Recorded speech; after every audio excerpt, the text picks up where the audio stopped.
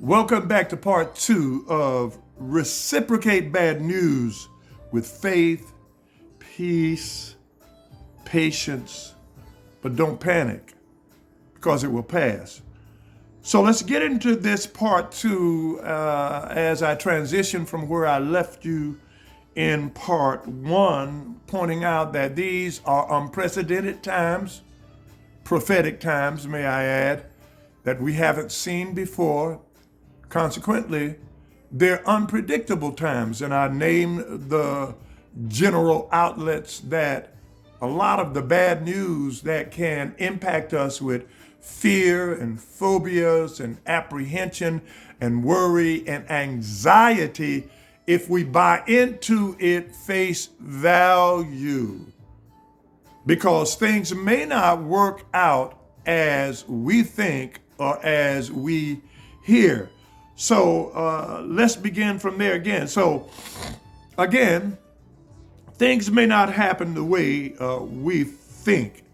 So let me get into biblical prophecy that you can depend on. The word of the Lord. And I'm going to substantiate that very clearly as I move on. I'll lay out the chronology of predictive prophecy in Scripture by connecting the dots, because Scripture is not laid out in chronological order from book to book, chapter to chapter, verse to verse. It overlaps, and to get the consistent, complete picture, you've got to know how to connect the dots to the pertinent scripture that's relative to the particular predictive prophecy. So I want you to hear that. Again, scripture overlaps, but we're going to be connecting the dots and you'll get the complete picture. The first two critical events that will precede, and I want to point out a character that is integral to every generation from the beginning of time. That is, and in this time, it's called in 1 John and in Peter, the spirit of Antichrist that moves and transitions from generation to generation and encapsulates the mind of dictators. And I want you to see this very, very clearly.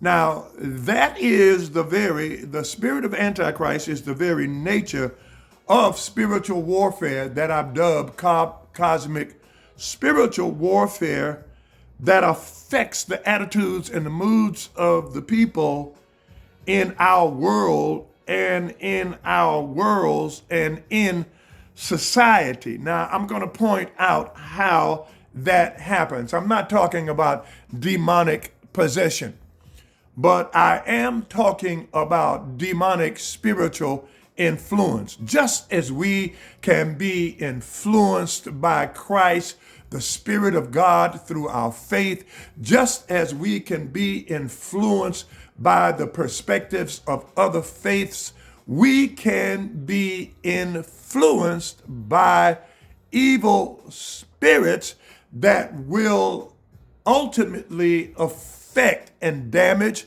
relationships and how we see life, the decisions we make, and the directions we take in life. Now, there is a twofold effect of spiritual forces on our world today and on Christianity.